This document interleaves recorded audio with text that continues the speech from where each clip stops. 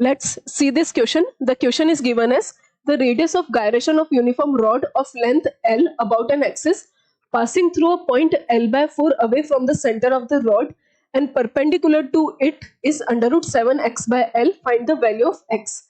हमारे पास कुछ ऐसे रॉड है, क्वेश्चन में गिवन है देयर इज अ रॉड और हमारे पास जो इसके सेंटर से एक्सिस पास हो रही है, इस एक्सिस से L by 4 डिस्टेंस पर जो एक्सिस है, यानी कि ये हो गई है हमारे पास सेंटर से पास होने वाली एक्सिस और यहां से L by 4 डिस्टेंस पे जो एक्सिस है उसके about the radius of gyration. मुझे इसके अबाउट, अच्छा इसकी मास m मान लेते हैं हम, लेंथ l, तो इसके अबाउट मुझे मोमेंट ऑफ इनर्शिया चाहिए और फिर उसी से हम रेडियस ऑफ गायरेशन निकालेंगे. तो मैं यहाँ पे क्या बात यूज करने वाली हूँ कि हमारे पास पैरेलल एक्सिस थ्योरम क्या होता है. अगर हम पैरेलल एक्सिस थ्योरम की बात करें तो पैरेलल एक्सिस थ्योरम होता है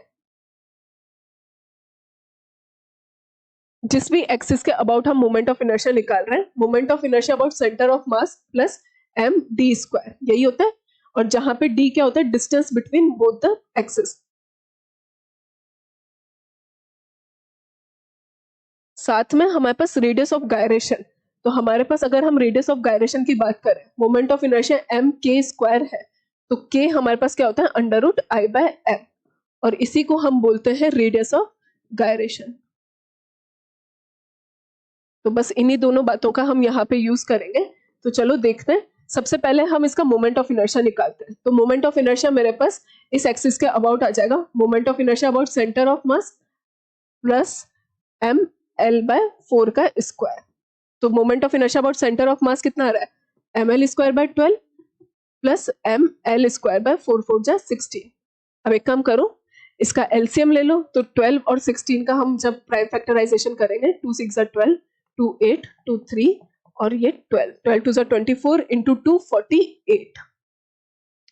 तो हमने क्या किया, इसको ऊपर नीचे 4 से मल्टीप्लाई डिवाइड कर दिया और इसको हमने 3 से मल्टीप्लाई डिवाइड कर दिया. तो हमारे पास मोमेंट ऑफ इनर्शिया कितना आ रहा है, ऐसा क्यों किया, ताकि एलसीएम सेम हो जाए. 16 इंटू 3 इज 48, 12 इंटू 4 इज 48. तो 4 plus 3 is 7 m l square by 48. ये हमारा मोमेंट ऑफ इनर्शिया आ रहा है. इसी को हम बराबर कर देते हैं किसके, रेडियस ऑफ गायरेशन, यानी कि m के स्क्वायर. तो हम ऐसा बोल सकते हैं कि हमारा जो मोमेंट ऑफ इनर्शिया आया था 7 m l square by 48 is equal to m k square. तो m से m कैंसिल हो गया, k हमारे पास कितना आ रहा है, under root of 7 by 48 l square. यही आ रहा है 7 बाय 48 l स्क्वायर. तो हमारे पास यहाँ पे x की वैल्यू कितनी आ गई है, 48. इसी को हम इसके साथ कंपेयर करेंगे. This is equal to under root 7 by x. अच्छा, ये अंडर रूट से बाहर लेके जाओगे तो वो l ही आएगा. Hence x is equal to 48.